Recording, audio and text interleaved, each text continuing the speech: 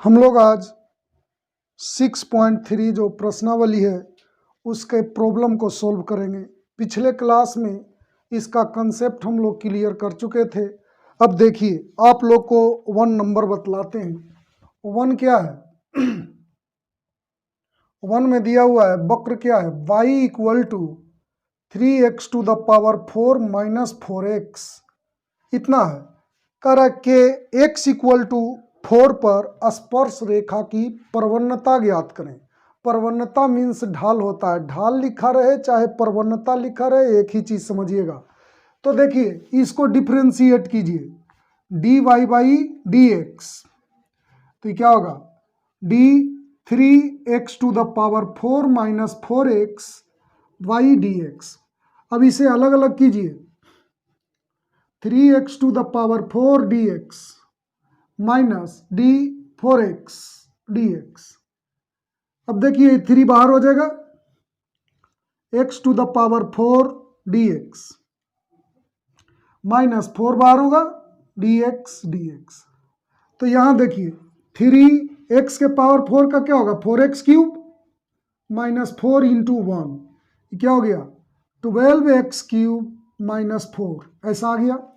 आप लोग को बतलाए थे कि कोई वक्र जो है कर्व है उसके किसी पॉइंट पर आपको स्पर्श रेखा की ढाल निकालना है, प्रवणता निकालना है, तो उस पॉइंट पर जो वैल्यू दिया रहता है उसको रख देते हैं। तो यहां पर क्या करा है? x इक्वल टू 4 पर स्पर्श रेखा की प्रवणता ज्ञात करें। तो यहां पर क्या होगा?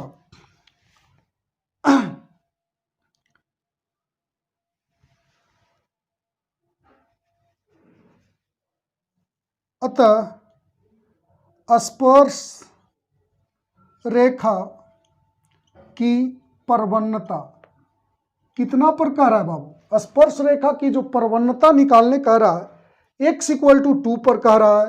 तो इसमें जो dy बाई डी एक्स हम लोग को इतना आया है, इसमें x इक्वल टू 2 रख देंगे। तो 12 into 2 to the power 3 minus 4, तो ये 8 हो गया। तो 12 इंटू 8 करो, तो 12 इंटू 8 करेंगे तो 96 होगा। 96 माइनस 4 92 आ जाएगा। यही आंसर हो गया।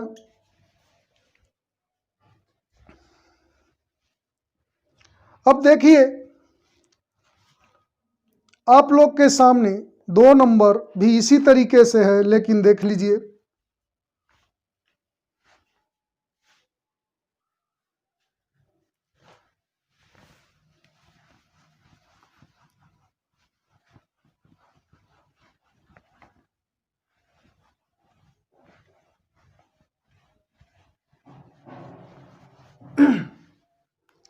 दो नंबर दिया है वो ध्यान दीजिएगा। 2 नंबर ये है y equal to x minus 1 y x minus 2 x not equal to 2। तो कह रहा है x बराबर 10 पर स्पर्श रेखा की प्रवणता ज्ञात करो। तो इसको डिफ्रेंशिएट करो x के रिस्पेक्ट में। x minus 1 y x minus 2 d x. अब देखिए बाबू इसे u बाई भी में आप डिफ्रेंशिएट आसानी से कर सकते हैं। तो क्या लिखेंगे? v d u d x minus u d v d x by भी स्क्वायर। तो x माइनस 2 का क्या होगा? स्क्वायर हो जाएगा। अब देखिए x माइनस 2 x का 1 हो जाएगा, कांस्टेंट राशि का 0।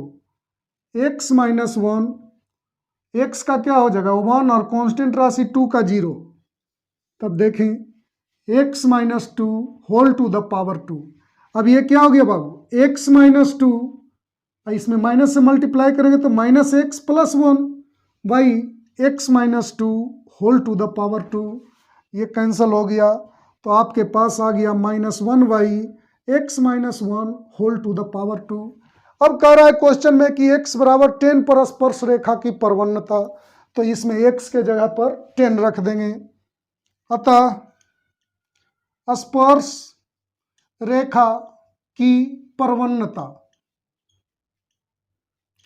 -1y, x के जगह पर कितना कह रहा है 10 कह रहा है, तो x के जगह पर 10 रखिए, तो 10 - 2 होल टू द पावर 2, तो 10 - 2 8 हो गया, 8 का स्क्वायर कीजिएगा तो 64 हो जाएगा। यही आपके पास आंसर आ गया। स्पर्श रेखा की परवन्नता हम लोग निकाल लिए।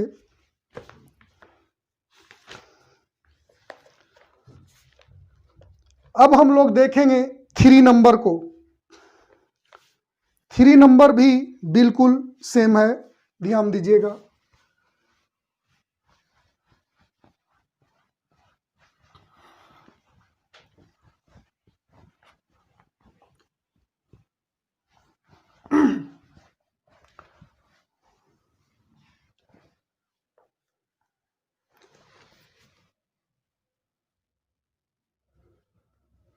y equal to x³ - x + 1 पर स्पर्श रेखा की परवन्नता उस बिंदु पर ज्ञात कीजिए जिसका x निर्देशांक 2 है।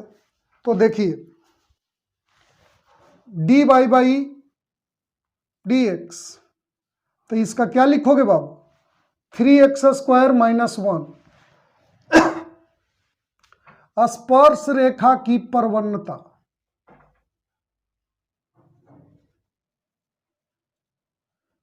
एक्स निर्देशांक कह रहा है, जैसे मान लो कि एक्स और वाई कोई कोऑर्डिनेट को ऐसे लिखते हैं, इसमें कह रहा है कि एक्स निर्देशांक आपके पास 2 है, इधर कुछ भी रहे, मान लो वाई ही है, तो आप लोग को बतलाए थे कि एक्स के जगह पर 2 रखेंगे और वाई के जगह पर जो भी रहता है वो रख देंगे। तो इसमें कह रहा है एक्स निर्देशांक मात्र 2 कह रहा है, तो इसमें एक्स के जगह पर 2 रख देंगे, जो आ जाएगा उसकी परवन्नता हो जाएगा। तो 3 × 2 का स्क्वायर -1, तो 12 - 1 11 हो जाएगा। यही आंसर हो गया। बिल्कुल आप लोग देखें 4 नंबर बिल्कुल आप लोग सेम बना सकते हैं, ऐसे ही एकदम एग्जैक्टली सेम है बाबू। dy/dx निकाल करके x = 3 रख दीजिएगा, क्योंकि x निर्देशांक 3 का रहा है। मैं आप लोग को 5 नंबर बतलाता हूं, ध्यान दीजिएगा।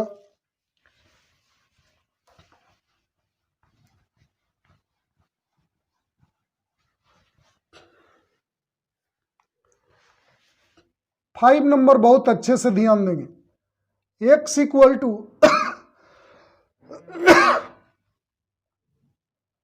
a cos³ थीटा तथा y = a sin³ theta.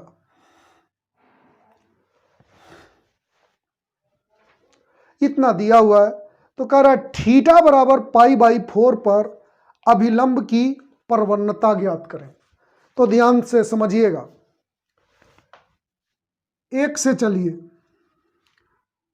x = a cos³ theta है, इसको एक थीटा के रिस्पेक्ट में डिफ्रेंशिएट करो, dx dθ, तो ये बाहर हो जाएगा cos³ थीटा dθ। तब देखिएगा ध्यान से बाबू, a d cos³ थीटा, तो इसको cos थीटा के रिस्पेक्ट में करेंगे और cos थीटा को थीटा के रिस्पेक्ट में करेंगे, ठीक है। अब देखिए, तो ये x³ का काम कर रहा था, x³ का होता है 3x², x के पावर n का आप लोग पढ़े हैं n × x⁻n - 1, तो ये क्या हो जाएगा 3 cos² थीटा, और cos थीटा का क्या होता है डिफ्रेंसिएशन -sin थीटा, तो आपके पास आ गया -3a sin theta × cos² theta. अब चलें 2 से, y = क्या है a sin³ थीटा, इसको डिफ्रेंशिएट कीजिए थीटा के रिस्पेक्ट में, dy/dθ, तो ये बाहर हो जाएगा d sin³ थीटा dθ। अब देखिए, इसको sin थीटा के रिस्पेक्ट में करेंगे, a sin³ थीटा, इसको किसके रिस्पेक्ट में करेंगे sin थीटा के रिस्पेक्ट में, और sin थीटा को थीटा के रिस्पेक्ट में करेंगे, तो देखा जाए बाबू, आप लोग के सामने है ये एक्स क्यू के काम कर रहा है, तो एक्स क्यू का क्या होता है 3x² एन इंटू एक्स के पावर n-1, तो 3x² होगा। बिल्कुल ये एन इधर आएगा तो क्या होगा इसका एन इंटू एक्स के पावर n-1, तो 3 - 1 2 होगा। और साइन थीटा का क्या होता है कॉस थीटा, तो आपके पास आ गया 3a sin² theta into cos theta. अब देखें हमें dy/dx निकालना है, तो सबसे पहले dy/dx निकालें। क्या होता है dy/d theta by dx d theta. अब सबसे पहले देखें dy/d थीटा कितना आया है, तो इतना आया है, तो इसको लिखेंगे क्या 3a sin² theta into cos theta, बटा में क्या होगा dx d theta minus 3a sin theta into cos² theta.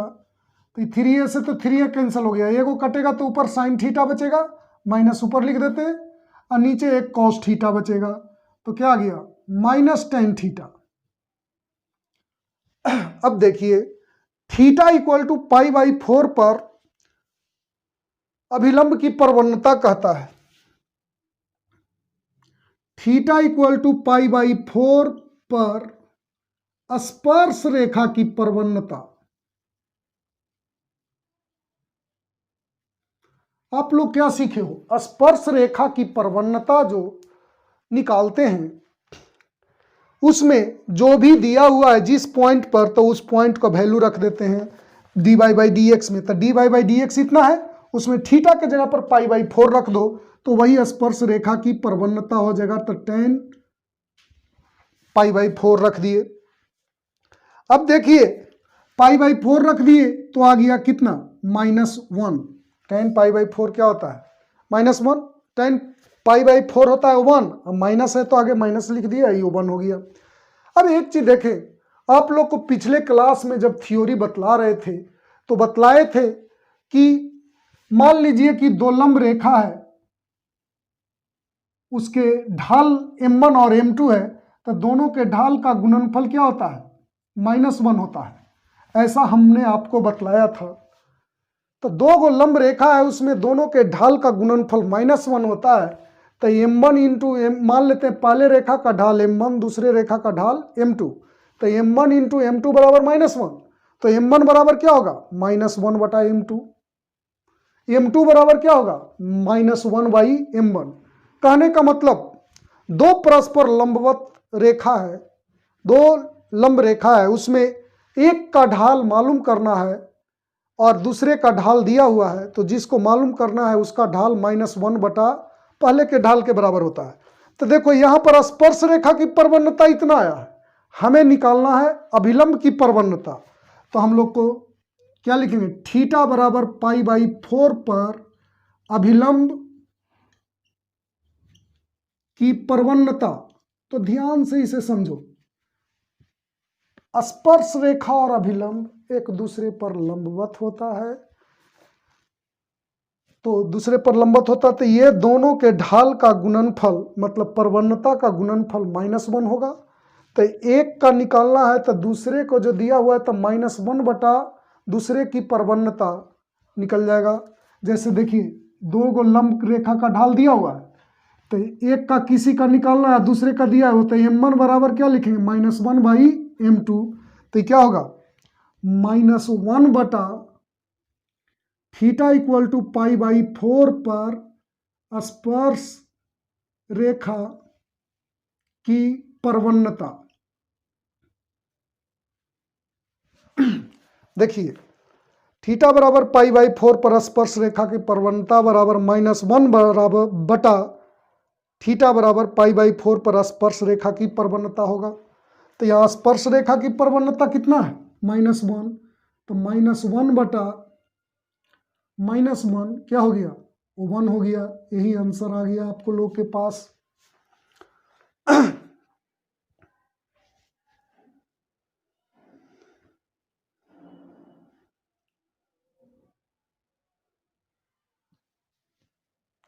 अब देखें बाबू, आप लोग के सामने 5 बन गया, बिल्कुल 6 आप लोग के एकदम सेम क्वेश्चन है, बनाने की कोशिश कीजिएगा।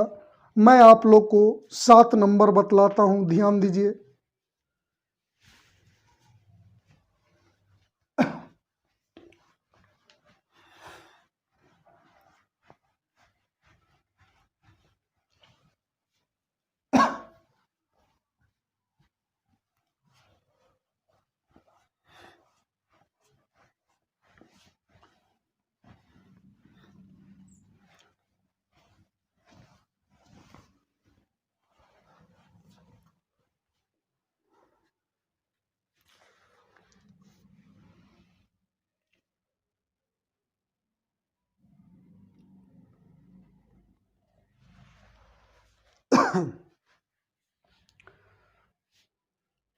अब देखिए 7 नंबर आप लोग के सामने क्या दिया है, कह रहा है वक्र दिया है y equal to x cube minus 3x² minus 9x plus 7 पर उन बिंदुओं को ज्ञात कीजिए जिन पर स्पर्श रेखा एक सच के समांतर है।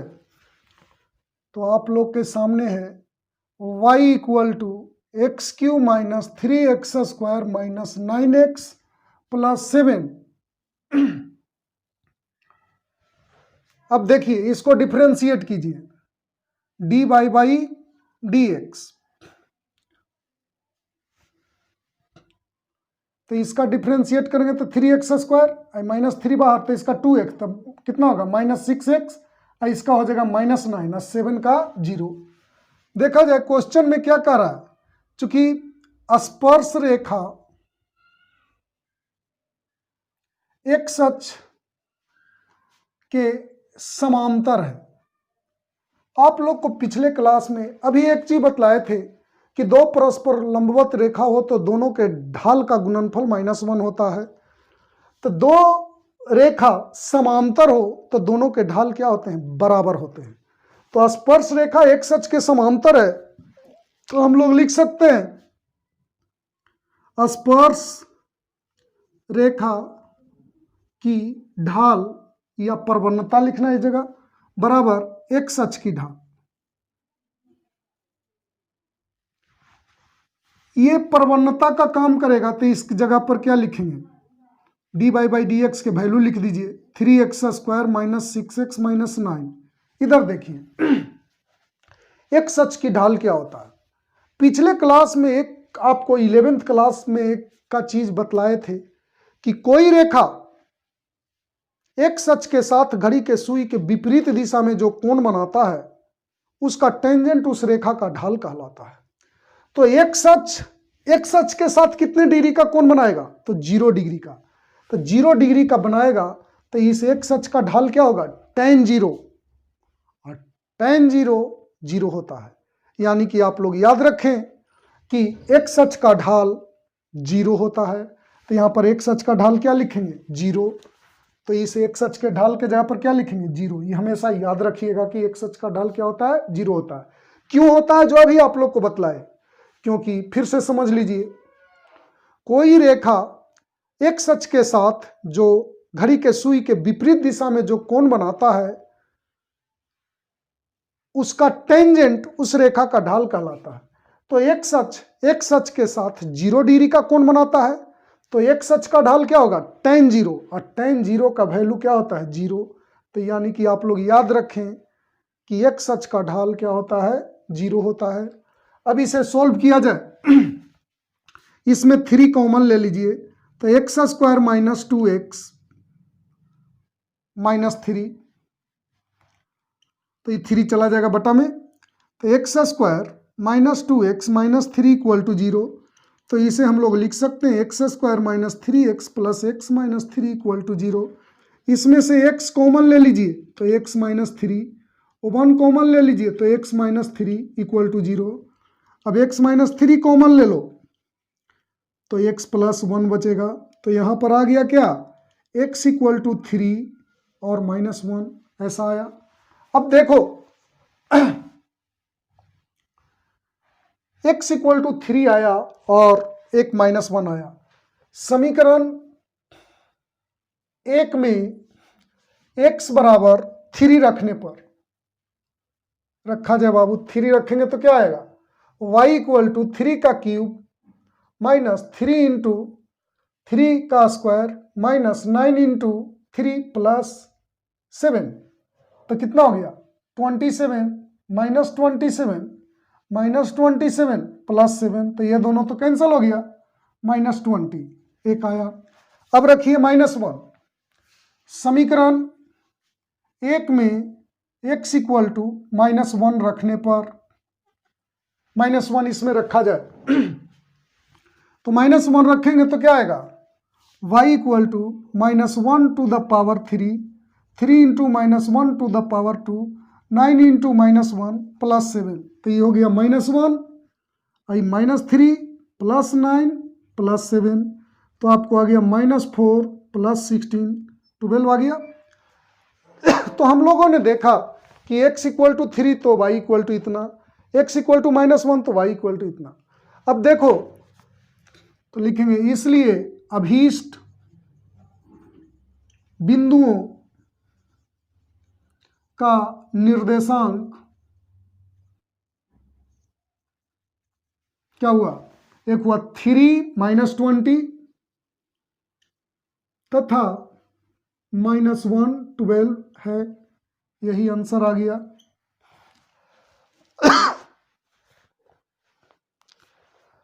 अब आप लोग को आगे का प्रॉब्लम अगले क्लास में बतलाएंगे।